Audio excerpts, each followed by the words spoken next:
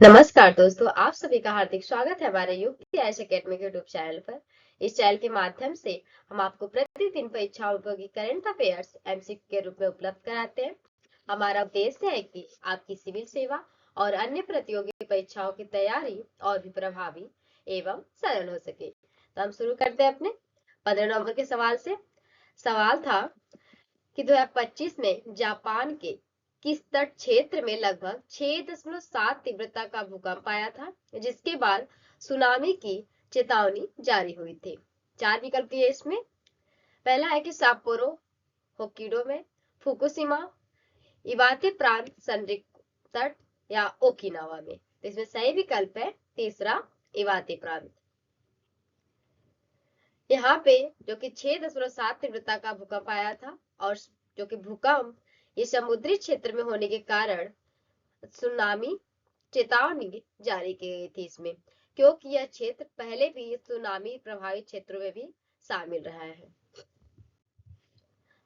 शुरू करते हैं आज के सवाल से। तो सवाल है हमारा कि हाल ही में किस देश ने दुनिया के छठे सबसे बड़ी पेटेंट फाइलर के रूप में स्थान हासिल किया है। तो 4 विकल्प है इसमें। चीन ने, जापान ने, भारत ने या जर्मनी ने। तो पेटेंट फाइलर की बात करें तो ये भारत ने। ये नवीनतम वैश्विक पेटेंट जो कि आंकड़ों के अनुसार ये भारत अब दुनिया का छठा सबसे बड़ा पेटेंट फाइलर बन गया है। यह ये दिखाता है कि देश में जो कि नवाचार, अनुसंधान और तकनीकी विकास तेजी से बढ़ रहे हैं और यह रैंकिंग जो कि भारत की वैश्विक नवाचार क्षमता को मजबूत करता है। अगला सवाल है कि हाल ही में 30वें सीआई पार्टनरशिप समिट मतलब साझेदारी शिखर सम्मेलन का उद्घाटन किसने किया है। तो 4 विकल्प है इसमें। पहले प्रधानमंत्री नरेंद्र मोदी ने, राष्ट्रपति द्रौपदी मुर्मू ने, उपराष्ट्रपति सीपी राधाकृष्णन ने या वित्त मंत्री निर्मला सीतारमण ने। तो ये साझेदारी शिखर सम्मेलन का उद्घाटन इसकी बात करें तो ये उपराष्ट्रपति सीपी राधाकृष्णन ने किया है। तीसरा विकल्प सही हो जाएगा। यह है उपराष्ट्रपति सीपी राधाकृष्णन ने, जो जिन्होंने हाल ही में अभी विशाखापट्टनम जो कि आंध्र प्रदेश में आयोजित ये 30वें सीआई पार्टनरशिप समिति का औपचारिक उद्घाटन किया है। यह शिखर सम्मेलन जो कि औद्योगिक साझेदारी, निवेश, नवाचार और वैश्विक व्यापार सहयोग को बढ़ावा देने के उद्देश्य से हर वर्ष आयोजित किया जाता है। बात करें इस कार्यक्रम में जो कि देश विदेश के उद्योगपतियों, नीति और निर्माताओं और निवेशकों ने भी इसमें भाग लिया है। अगला सवाल है कि जनजातीय गौरव दिवस 2025 किस महान जननायक के सम्मान में मनाया जाता है। देखते हैं। 4 विकल्प है इसमें। पहला है कि रानी दुर्गावती, टंडा भील, बिरसा मुंडा या आलूरी सीताराम। तो इसमें सही विकल्प है बिरसा मुंडा। ये जनजातीय गौरव दिवस जो कि इनके सम्मान में, बिरसा मुंडा के सम्मान में मनाया जाता है। ये भारत में जनजातीय गौरव दिवस जो कि हर वर्ष बिरसा मुंडा की जयंती जो कि 15 नवंबर पर मनाया जाता है। इसे बिरसा मुंडा इनकी बात करते को देश के सबसे महान जनजातीय स्वतंत्रता सेनानियों में गिना जाता है, जिन्होंने ब्रिटिश शासन मतलब जो कि ब्रिटिश शासन के खिलाफ इन्होंने उल गुलान आंदोलन का नेतृत्व किया। अगला सवाल है कि डीआरडीओ ने हाल ही में क्या नया बनाया है जो पानी के अंदर खुद चल सकता है और जिसे आदमी हाथ में भी उठा सकता है। तो 4 विकल्प है इसमें से। जल ड्रोन, मानव पोर्टेबल स्वायत्त जल वाहन, मिनी पनडुब्बी या तैरता कैमरा। तो इसमें दूसरा विकल्प सही है, मानव पोर्टेबल स्वायत्त जल वाहन।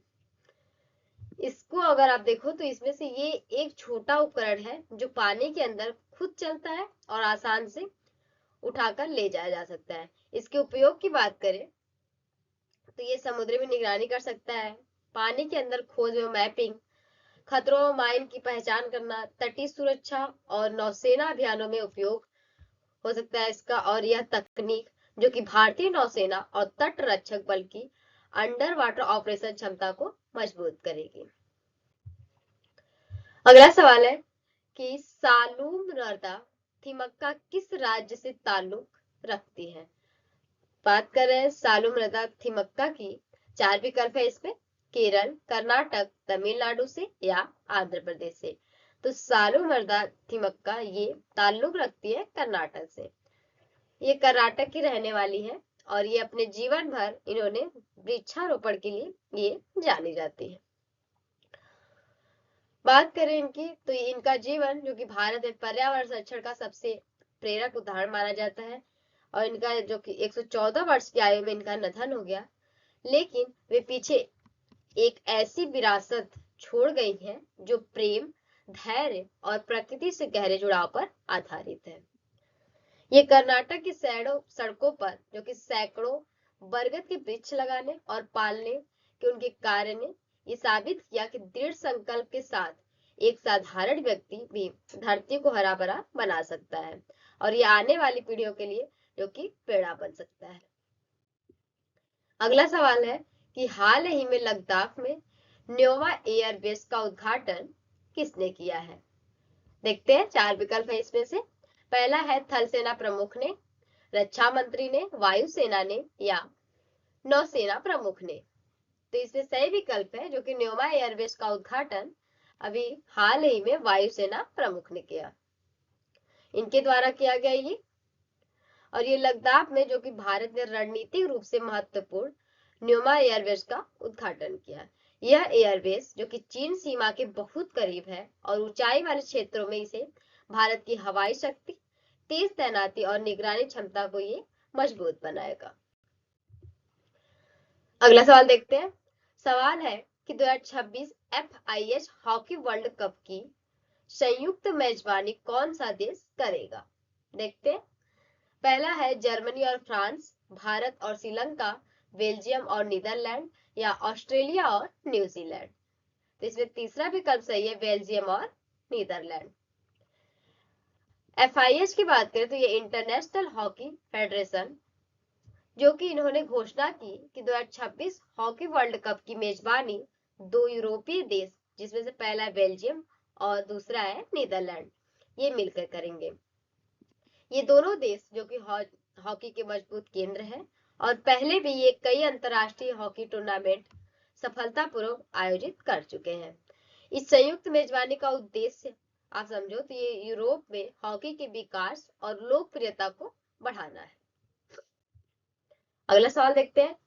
सवाल है कि गोदरेज एंड वॉयस ने वॉरजे ने हाल ही में इसरो के किस मिशन के लिए मानव रेटेड विकास इंजन वितरित किया है?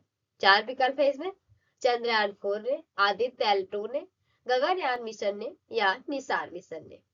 तो गोदरेज एंड वॉयस इन्होंने हाल ही में इसरो के गगनयान मिशन, तीसरा विकल्प सही है, गगनयान मिशन के लिए मानव रेटेड विकास इंजन वितरित किया है। ये जो कि इसरो के महत्वाकांक्षी गगनयान मानव अंतरिक्ष मिशन के लिए गोदरेज एंड वॉयस ने एक इंजन तैयार कर इसरो को सौंपा है अभी हाल ही में। यह इंजन जो कि उच्च सुरक्षा, विश्वसनीयता और मानव उड़ान मानकों को ध्यान में रखकर बनाया गया है। बात करें गगनयान मिशन के उद्देश्य की, तो ये भारत के अंतरिक्ष यात्रियों को सुरक्षित रूप से पृथ्वी की कक्षा में भेजना और वापस लाना है। अगला सवाल देखते हैं। सवाल है कि हाल ही में किस देश ने रिकॉर्ड समय में अपना पहला डिजिटल दिरहम लेन देन सफलतापूर्वक किया है? तो 4 विकल्प है इसमें, सऊदी अरब देश ने, कतर ने, संयुक्त अरब अमीरात ने या बहरीन ने।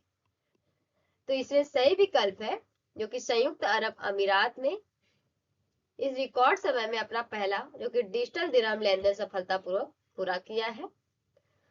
अब इसकी बात करें यूएई के, इसमें संयुक्त अरब अमीरात के उद्देश्य और लाभ की, जैसे क्या लाभ है, तो ये सरकारी कामकाज में कागजी प्रक्रियाएं कम करना, पब्लिक पेमेंट्स को तेज और सुरक्षित बनाना, डिजिटल अर्थव्यवस्था में जो कि वैश्विक नेतृत्व पाना और वही फंड ट्रांसफर की देरी खत्म करना। इसी से संबंधित देखते हैं कि डिजिटल दिरहम होता क्या है। तो ये संयुक्त अरब अमीरात मतलब शॉर्ट में यूएई, इसकी सरकारी डिजिटल मुद्रा है और ये यूएई के केंद्रीय बैंक द्वारा जारी की जाती है। ये पूरी तरह विनियमित और क्रिप्टो करेंसी जैसी अस्थिर नहीं होती, लेकिन इसके उद्देश्य है कि तेज, सुरक्षित और बिना कागज के लेन देन हो। इसमें पहला डिजिटल दिरहम लेन देन, जो कि 12 नवंबर 2025 को यूएई ने अपना पहला डिजिटल दिरहम लेन देन किया था, और ये लेन देन जो कि 2 मिनट से भी कम समय में पूरा हुआ। वहीं ये लेन देन जो कि यूएई के वित्त मंत्रालय और दुबई वित्त विभाग के बीच हुआ था, और इसलिए ये साबित हुआ कि डिजिटल दिरहम तेज, पारदर्शी और कुशल भुगतान प्रणाली को सक्षम कर सकता है। वहीं इसके नियम और सुरक्षा की बात करें तो ये मार्च 2023 से जो कि यूएई में नियम हुआ था कि सभी स्टेबल कॉइन उच्च गुणवत्ता वाली तरल परिसंपत्तियों द्वारा समर्पित होने चाहिए, और नियमित और कठोर ऑडिट अनिवार्य है इसमें। और ये अप्रैल 2023 जो कि एडिको, एफएबी और आईएससी जैसी संस्थाओं ने दिरहम समर्पित स्टेबल कॉइन लॉन्च करने की योजना बनाई। अगला सवाल है कि हाल ही में आरबीआई ने नियामक नियमों का उल्लंघन करने पर कितने सहकारी बैंकों पर जुर्माना लगाया है? तो अभी हाल ही में आरबीआई ने 3 सहकारी बैंकों पर जुर्माना लगाया। इसमें सही विकल्प रहेगा 3। इन बैंकों ने आरबीआई द्वारा तय किए गए केवाईसी, खाता प्रबंधन और जोखिम प्रबंधन रिपोर्टिंग नियमों का सही पालन नहीं किया था, इसलिए ये जुर्माना लगाया गया इन पे। आरबीआई जो कि ऐसे कदम इसलिए उठाता है ताकि बैंकों में पारदर्शिता, वित्तीय अनुशासन और ग्राहक सुरक्षा सुनिश्चित हो सके। जुर्माना लगे बैंक की बात करें तो ये मुंबई डिस्ट्रिक्ट सेंट्रल को ऑफ बैंक जो कि इसमें 2 लाख का जुर्माना, करेकौड़ी को ऑफ टाउन बैंक जिसपे 1.5 लाख का जुर्माना, और एलुरु डिस्ट्रिक्ट को ऑफ सेंट्रल बैंक जिसपे 50,000 का जुर्माना लगा है। इसी संबंधित देखते हैं। पहला है जो कि मुंबई जिला केंद्रीय सहकारी बैंक लिमिटेड महाराष्ट्र में, जो कि इन पे जुर्माना 2 लाख, और उल्लंघन क्या था कि बैंकिंग विनियम अधिनियम जो कि 1949 की धारा 20 का उल्लंघन किया था। धारा 20 जो कि बैंक को अपने निदेशकों या उनसे संबंधित संस्थाओं को ऋण देने से रोकती है। यह प्रावधान जो कि हितों के टकराव और धन के दुरुपयोग को रोकने के लिए अत्यंत महत्वपूर्ण है। दूसरा है कि करेकौड़ी co operative town bank limited जो कि तमिलनाडु में, इस पे जुर्माना 1.5 लाख। इन्होंने उल्लंघन क्या किया था, जो कि आरबीआई के निम्न निर्देशों का पालन न करना, ऐसे कैपिटल एडिक्वेसी हेतु प्रूडेंशियल नॉर्म्स के लिए केवाईसी दिशा निर्देश, ये मानदंड जो कि पूंजी की मजबूती बनाए रखने और मनी लॉन्ड्रिंग रोकने के लिए आवश्यक है। तीसरा है कि जिला सहकारी केंद्रीय बैंक लिमिटेड जो कि एलुरु आंध्र प्रदेश में, इसमें जुर्माना था 50,000। इन्होंने उल्लंघन किया था केवाईसी अनुपालन में चूक हुई थी इनसे। इन्हें दंड धारा जो कि 47(1) तथा धारा 46(4) आई और धारा 56 के तहत लगाया गया है।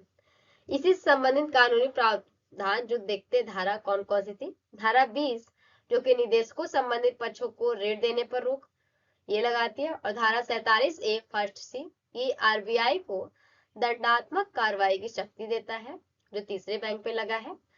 और धारा 46 फर्स्ट आई और 56 जो कि सहकारी बैंकों पर लागू दंड के प्रावधान बताते हैं। लास्ट सवाल जो आप लोगों के लिए कि माई भारत मोबाइल ऐप किसके द्वारा लॉन्च किया गया है? 4 विकल्प है इसमें। अमित शाह के द्वारा, राजनाथ सिंह के द्वारा, नरेंद्र मोदी द्वारा या मनसुख मांडविया द्वारा। तो सही विकल्प को आप लोग कमेंट बॉक्स में जरूर बताइएगा। इस वीडियो को अंत तक देखने के लिए आप सभी का दिल से धन्यवाद। यदि यह वीडियो आपके लिए उपयोगी रही तो कृपया चैनल को सब्सक्राइब करें, वीडियो को लाइक करें और अपने दोस्तों के साथ शेयर करें। आपकी सफलता ही हमारा संकल्प है। धन्यवाद।